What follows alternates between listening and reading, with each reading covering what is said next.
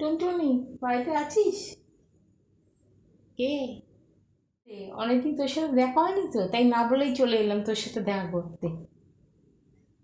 তা ভালো করেছিস। বস বস, এখানে বস। বসছি। তারপরে বল, তোর খবর কি, কেমন আছিস? এসেছিস তো ভালো কথা, কিন্তু এসেই যাবো যাবো বলবি না কিন্তু এক সপ্তাহ আগে। এক সপ্তাহ তুই এখানেই থাকবি আমাদের সাথে। আমি আর তুই অনেক জায়গায় বেড়াতে যাবো, অনেক আনন্দ করবো, এখানে মেলাও বসেছে। আমি আর তুই দুজনে মিলে মেলা দেখতে যাবো, হ্যাঁ। এখন বস এখানে। আমি এবার মাকে বলি রান্না করতে। খবরই চলে যাচ্ছে, আমি বেশ আছি। ঠিক আছে বাবা, ঠিক আছে। এত চিন্তা করতে হবে না, আমি এখন এখানেই থাকবো তোর সাথে। হয়েছে তো? এখনকার দিনে যা হয়। ভাবছিলাম যে কে ফোন করলো দেখি। ও বাবা, এ তো আমার বন্ধু পিঙ্কি ফোন করছে।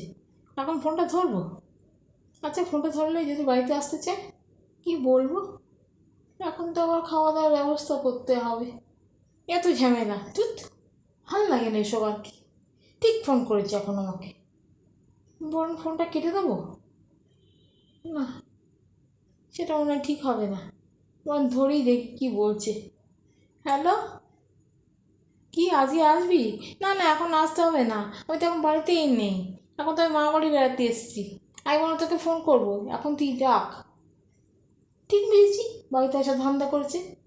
আমিও তেমন বলেছি বাড়িতে নেই। যাই, যত সব ঝামেলা।